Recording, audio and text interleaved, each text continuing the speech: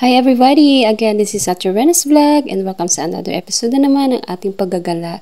Share lang po. Matagal ko na po itong kinuhang video na to. Nakasama ko ang aking pamilya. Naalala nyo po, nung pumunta po kami ng Tagaytay noon, ito po yung continuation noon. Hindi ko lang po naipakita. Konektado pa rin naman po ito sa pinuntahan po natin na iconic na Taal Volcano. Yes po mga atis kuyas, we're going to San Basilica of St. Martin de Tours po in Taal, Batangas. Ito daw po ang kinikilalang largest church in the Philippines in Asia. Tapos dito na rin po kami bumili ng karning baka dahil mura lang daw po dito. Gusto rin po kasi nilang matikman yung special bulalo dito sa Batangas pero hindi natuloy kasi wala na pong oras, puro gala kami. Hindi rin po kasi pwedeng magtagal kasi may mga trabaho pa. Sa akin naman po, okay lang po kasi hindi naman po kasi ako kumakain ng kahit anong putahe ng karning baka. Kami ng para sa bulalo kasi mura daw po dito. Yung kasunod dito, na walang marong pero malamang. Ito, bulalo, malaki ang buto, ito, bulalong malamang. May marong.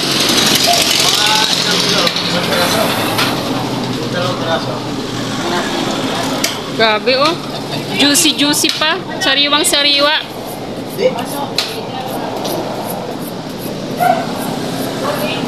Magkano kuya yung kilo pa? 320 po. 320. 320 dito. Anuhan po talaga dito ng baka. Bulaluhan. So yun. So ito. Pero si Ate Rena niya ay hindi kumakain ng baka ay. At mga laman loob. Ayun.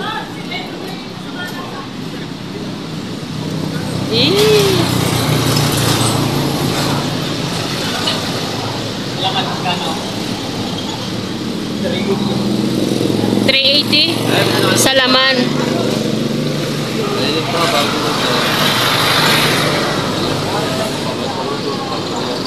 Uy. Ano yan kuya? Ito lahat po. Isang to? Baka? Galing. Pangatlo na daw to ng katay ni kuya. Sila kuya. Itong lahat na to ay sa isang baka lang po. Isang baka.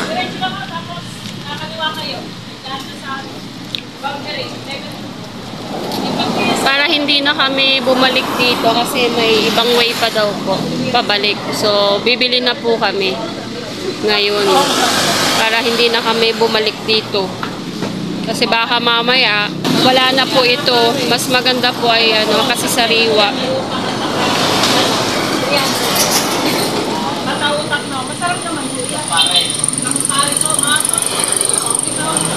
Sarap. Gundo, sarap. Ang ganda ng pagka Kaya naman meron. May chikas naman tayo. Hindi ka. Cash na lang.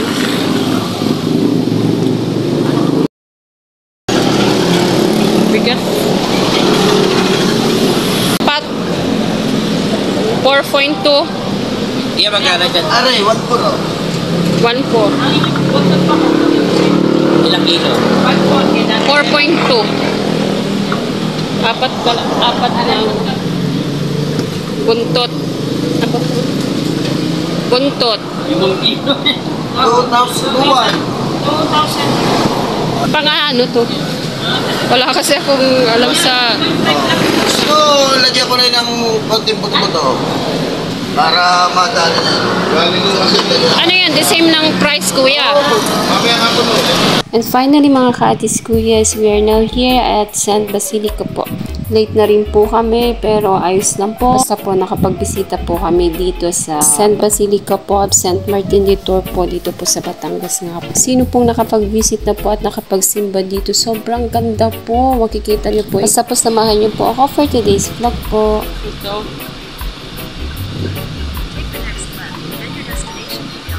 Dami. Sunday kasi. Dami.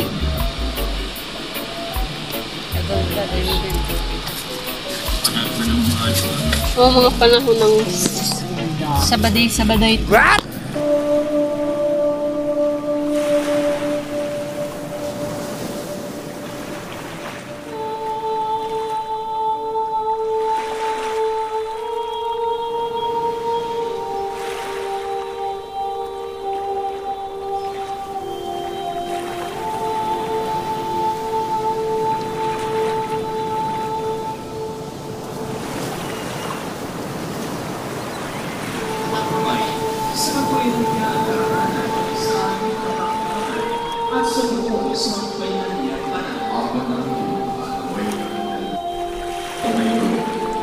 Para sa amin maging katawan at loob ng aming Panginoon sa puso. Bakit niya pinagis ang pusong loob ng The minor basilica and parish of Saint Martin of Tours, commonly known as Tall Basilica, is a minor basilica in the town of Tall, Batangas, within the Archdiocese of Lipa. Architectural style, Italian Baroque. Founder, Augustinians. Opened, 1878, Archdiocese, Lipa. Founded, 1572. 453 years ago. Heritage designation, National Historical Landmark, length, 88.6 meters to 191 feet. The Basilica de San Martin de Tours is the first church built in Tall, Philippines. By the Augustinians in 1575. It has been destroyed twice by volcanic eruptions of Tall volcano and subsequently rebuilt. The current basilica was built in 1856 and completed in 1878. Designed in a neoclassical style resembling St.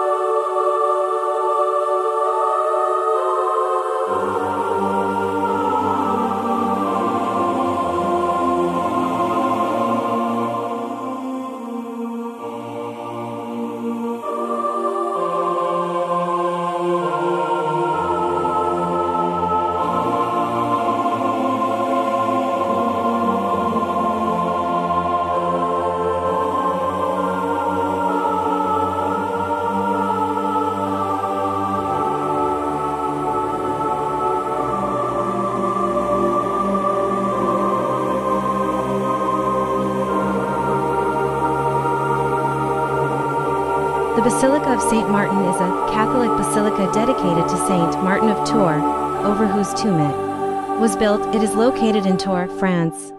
The first basilica was established here in the 5th century, consecrated in 471, on the site of an earlier chapel.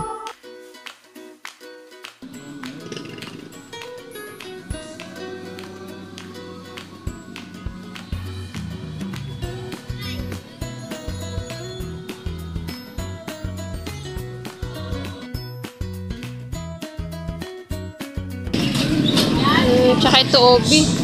Obi to? May halong obi po siya. Tapos kasama din po siya. Ito po pure. Ayan na lang po. 50 lang. Dalawa po. Mama, ping Kasaba. Kasi ito ubi na may kasaba din. Obi flavor.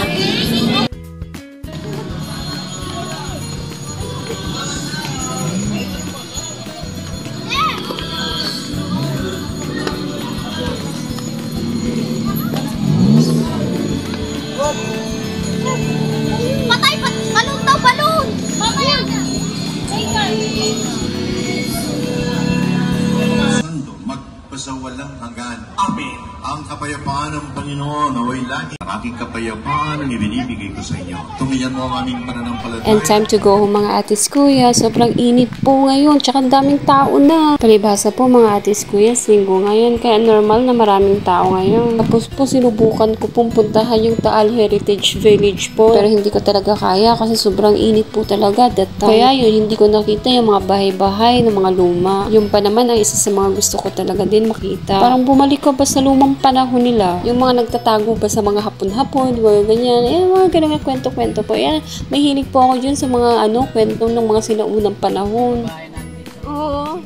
O siya mga atis kuya, hanggang dito na lang po. Salamat po sa panonood. Ingat po tayong lahat. God bless us all. Bye!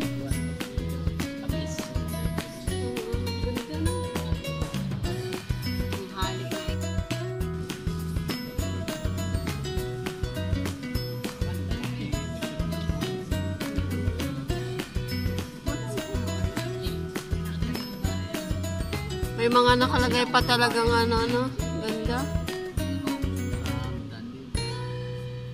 Saan na naman yun? Pero mga ano,